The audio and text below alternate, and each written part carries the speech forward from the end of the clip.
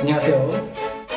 오늘은 지난 2일 복음에 대해서 알아본 이후에 이 복음의 중심에 있는 십자가에 대해서 한번 여러분과 생각해 보려고 합니다.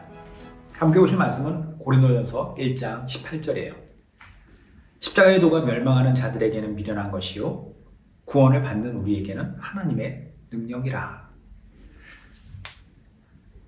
원래 고대 그리스에서 승전보라고 하는 뜻으로 사용되었던 유앙겔리온, 이 유앙겔리온이라는 단어가 복음이라고 하는 뜻으로 성경에 기록되었고, 멸망당할 수밖에 없었던 우리가 하나님의 약속과 그 예수님의 성취로 말미암은 구원받은 백성이 될 수 있었다라고 하는 것이 복음이라고 말씀드렸습니다. 자, 우리 입장에서는 이 생과 내 생으로 이어지는 이 생명의 소식이 다른 어떤 소식보다도 더 기쁜 소식이 될 수밖에 없었죠. 그래서 복음이라고 하는 것은 단순히 좋은 소식이라고 하는 개념을 뛰어넘어서 정말 너무나도 기쁜 영생의 소식이다 라고 하는 것을 우리가 알아봤습니다. 이 복음에서 가장 중요한 인물이 예수님이시잖아요. 예수님 뺀 복음은 성립할 수가 없어요. 그렇죠? 그러면 이 성립할 수 없는 예수님이 어떤 분이시고 또 어떤 목적으로 오셨고 또 이 예수님은 우리는 어떻게 믿을 수 있는가, 여기에 대해서 알아보고 또 이것을 믿고 섬기면서 나가는 것이 복음의 삶을 살아가는 것이다 라고 말씀드렸었어요. 이것을 당당하게 밝힌 것이 지난주 본문인 로마서 1장 16절의 말씀이었죠. 내가 복음을 부끄러워하지 아니하노니. 자, 이처럼 모든 인류를 향한 하나님의 계획과 그리고 예수 그리스도의 성취를 복음이라고 정의했을 때 방금도 말씀드렸다시피 십자가가 이 복음의 가장 핵심에 있습니다. 정점에 있는 거예요. 십자가 사건을 통해서 예수님은 하나님의 계획을 성취하세요. 하나님의 약속을 이루십니다. 그리고 이 십자가를 통해서 이룬 이 일을 그 일의 그 역사의 혜택을 우리가 받는 거예요. 오늘부터 고난주간이라고 하는 절기가 시작돼요. 예수님께서 십자가에 죽으시는 최후의 고난을 앞둔 한 주가 바로 이 오늘부터 시작되는 이번 주입니다. 오는 금요일날 예수님이 십자가에 달려 돌아가시게 되고, 그리고 다음 주일날 예수님이 부활하신 거예요. 자, 그래서 오늘 우리는 인류에게 있어서 가장 기쁜 소식인 이 유앙겔리온의 정점에 있는 십자가에 관한 말씀을 조금 더 깊이 생각해 보려고 합니다. 자, 오늘 본문 지난 주일에도 잠깐 언급했던 내용인데요. 바울이 고린도 성도들에게 편지를 써요. 그리고 십자가에 관해서 이렇게 언급을 합니다. 고린도전서 1장 18절이에요. 십자가의 도가 멸망하는 자들에게는 미련한 것이요 구원을 받는 우리에게는 하나님의 능력이라. 십자가를 두고 사람들의 반응은 두 가지로 나뉘어집니다. 예수 그리스도의 십자가 복음을 멸망하는 자들, 즉 구원을 거부하고 유앙겔리온이 나와는 상관이 없다라고 생각했던 사람들에게는 미련한 소식, 말도 안 되는 소식이고요. 그 반대로 저와 여러분과 같이 구원 얻을 자들에게는 너무나도 감격스러운 하나님의 능력의 소식이죠. 자, 그럼 멸망하는 자들에게 있어서 왜 십자가는 미련한 것이 되었는가? 왜 메시아가 인류를 구원하신다라고 하는 승전보가 십자가가 될 수 없는가? 좀 더 세밀히 살펴보도록 하겠습니다. 자, 오늘날과 달리 2000년 전 그 당시에는 십자가의 이미지가 매우 험악했어요. 지금이야 밖을 보시면 여러분들이 교회 십자가가 빨간색, 흰색, 파란색 네온으로 아주 멋지게 세워져 있지만 2000년 전에는 그렇지 않았어요. 초기 기독교 시대에는 상상도 못할 일이었습니다. 왜 그랬었느냐? 십자가는 가장 끔찍한 죄인을 죽이는 가장 잔인한 방식이었기 때문이에요. 영국의 성공의 존 스토트 목사님이라고 하는 분이 계신데요. 이 존 스토트의 가장 역작이라고 할 수 있는 그리스도의 십자가에 보면은 이런 내용이 나옵니다.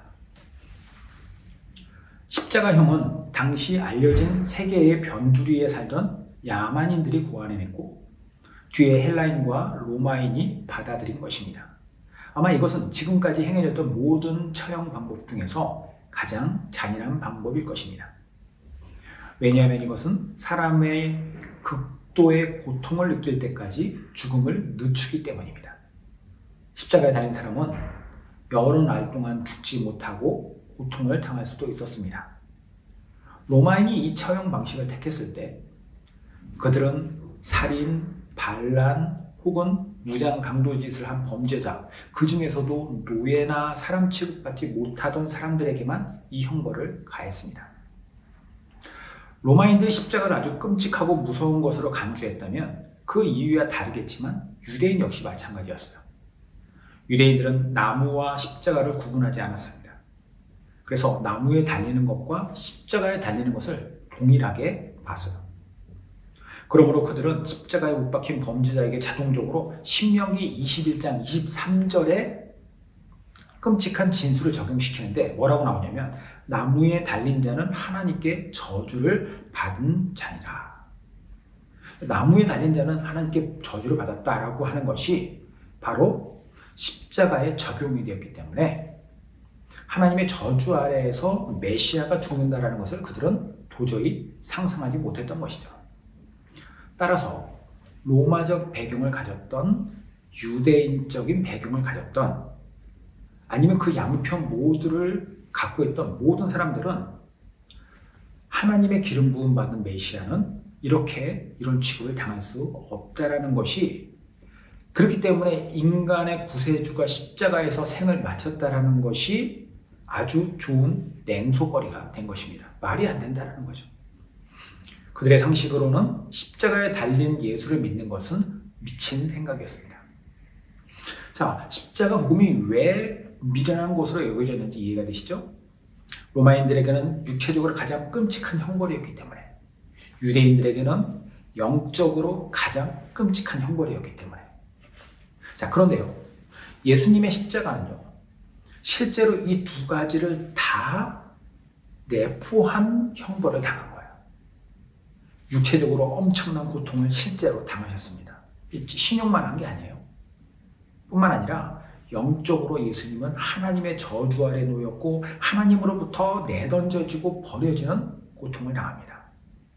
저주를 당한 거예요. 예수님이 그럼 왜 그런 일을 당했냐? 이유는 단 하나죠. 우리를 구원하시기 위한 거. 목적은 분명합니다. 십자가의 목적은 다른 게 없어요.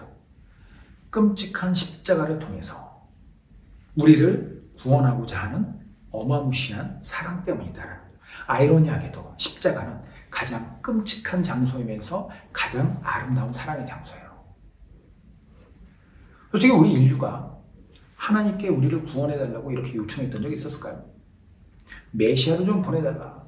메시아를 보내서 우리 더러운 죄를 십자가를 통해서라도 씻어달라. 우리가 이야기했을까요? 그리고 그것을 위해서 우리가 좀 잘 보이려고 노력하고 이렇게 해주신다면 참 좋겠습니다 하고 했을까요? 전혀 아니라는 거예요. 그냥 두면은 못 모르고 살다가 그냥 그렇게 죽는 거예요. 그런 우리를 위하여 하나님께서는 예수님을 보내주셨다. 예수님은 십자가를 통해서 그 목적을 달성하셨다. 이런 우리를 버려두시지 못한 하나님이 예수님을 통해서 십자가 사건을 일으키셨는데, 자, 여기에 관한 바울의 이야기를 다시 한번 들어보죠. 로마서 5장 6절에서 8절입니다. 우리가 아직 연약할 때 기약대로 그리스도께서 경건하지 않은 자를 위하여 죽으셨도다. 의인을 위하여 죽는 자가 쉽지 않고 선인을 위하여 용감히 죽는 자가 혹 있거니와, 우리가 아직 죄인 되었을 때 그리스도께서 우리를 위하여 죽으심으로 하나님께서 우리에 대한 자기의 사랑을 확증하셨느니라. 자, 우리가 아직 연약할 때라고 시작을 해요. 여기서 아직 연약할 때는 우리의 믿음이 아직 연약할 때, 우리의 믿음이 아직 미미할 때, 이게 아니에요. 이 말의 뜻은 아무런 능력이 없을 때, 철저히 무능할 때, 이게 바로 우리의 상태라는 거죠. 그리고 경건하지 않다라는 것은 사악한 상태를 의미해요. 어떤 능력도 없고 그러면서도 사악한 존재인 우리를 위하여 예수님이 오셔서 죽으셨다라는 거죠. 그런데 그거를 기약대로 하셨다고 해요. 기약대로. 자, 여기서 기약대로라고 하는 게 참 기가 막힌 표현입니다. 여기서 쓰인 헬라어가 이 시간을 뜻하는 카이로스라고 하는 단어거든요. 기약대로라고 하는 것이 카이로스.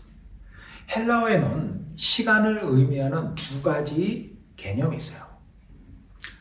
첫 번째는 크로노스고 두 번째는 카이로스예요. 자, 크로노스와 카이로스의 차이가 있는데 그게 뭐냐면 먼저 크로노스는 역사적으로 흘러가는 그냥 시간입니다. 모든 사람들이 다 24시간을 살고 365일 살고 살아가는 거. 그리고 카이로스는 뭐냐? 그냥 의미 없는 똑같은 시간이 아니라 거기 안에 어떤 의미가 있는 시간을 의미해요. 그러니까 크로노스 안에 카이로스가 있는 것이죠. 그냥 크로노스로 흘려보낼 수도 있지만 그 안에 카이로스가 지정이 되고 그 카이로스가 의미가 있어지는 거예요. 예수님 오셨어요? 그냥 아무 능력 없고 그냥 사악한 존재로 죽을 수밖에 없는 우리들을 위하여 오셨는데 지나가다가 우연히 어느 시점에 온 것이 아니라 아예 작정을 하고 카이로스로 오신 것이죠. 오셔서 뭘 하셨느냐? 아까도 말씀드렸어요. 십자가를 지셨다. 이건 역시 우연히 떠밀려가지고 또 하다 보니까 어떻게 십자가까지 떠밀려 갔네. 이게 아니라 십자가를 목적으로 해서 그분은 사셨고 그리고 그 십자가를 통하여 이것을 이루셨어요. 예수님은 이 일을 통해서 우리의 모든 죄악의 책임을 대신 지셨습니다. 육체적인 모든 고통과 영적인 모든 고통을 고스란히 다 받으시면서 본인의 목숨값으로 우리를 사신 겁니다. 이게 인간적으로 이해가 안 가죠. 그러니까 사람들은 아까 말씀드렸던 로마인도 그렇고 유대인도 그렇고 미련한 것이다. 미친 것이다 라고 얘기를 해요. 다시 한번 볼까요? 로마서 5장 7절과 8절인데요. 의인을 위하여 죽는 자가 쉽지 않고 선인을 위하여 용감히 죽는 자가 혹이 있거니와 우리가 아직 죄인 되었을 때 그리스도께서 우리를 위하여 죽으심으로 하나님께서 우리에 대한 자기의 사랑을 확정하셨느니라. 자, 인간적 상식에서 볼 때 내가 누군가를 위해서 죽는다라고 했을 때에는 그러기 쉽지 않지만 적어도 내가 죽는다라고 했을 때에는 정의로운 사람 혹은 착한 사람, 물론 그런 사람들을 위해서도 죽는 건 쉽지 않지만 나쁜 사람을 위해서 죽는 것보다 그런 사람들을 위해서 죽는 것이 훨씬 낫지 않습니까? 그런데 예수님은 어떤 정의도 어떤 선함도 없는 죄악의 구렁텅이 가운데 있는 우리를 위하여 죽으셨다는 거예요. 이게 바로 하나님의 사랑이 얼마나 큰지를 보여주는 그것을 증명하는 것입니다. 그만큼 놀랍다는 거죠. 크다라는 거예요. 그럼 하나님의 사랑을 받은 우리가 어찌 예수 그리스도의 십자가에 대한 능력을 부정할 수 있겠습니까? 절대 부정하면 안 돼요. 그럴 수도 없고. 이런 이유로 바울은 갈라디아서 6장 14절에 이렇게 이야기합니다. 내게는 우리 주 예수 그리스도의 십자가 말고는 아무것도 자랑할 것이 없습니다. 바울이 자랑할 게 왜 없겠습니까? 똑똑한 사람이죠. 많은 업적을 쌓았죠. 그런데 왜 내가 예수님의 십자가 말고는 자랑할 게 없다라고 얘기합니까? 이게 가장 중요하다는 거예요. 이게 가장 나의 모든 것의 중심에 있다는 것이죠. 여러분은 어떠신가요? 예수 그리스도의 십자가가 우리에게 얼마나 큰 의미로 자리 잡고 있습니까? 얼마나 큰 능력이며 얼마나 큰 자랑거리세요? 우리는 이 위대한 사실을 잊지 않기 바라요.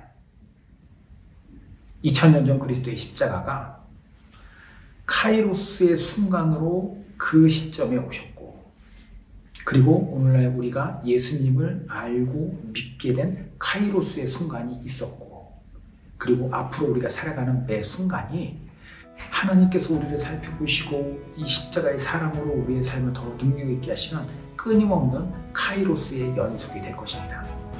이게 바로 저와 여러분들의 삶인 줄 믿고 평생의 십자가의 놀라운 의미와 능력이 내 삶을 뒤덮기를 주님의 이름으로 축원합니다.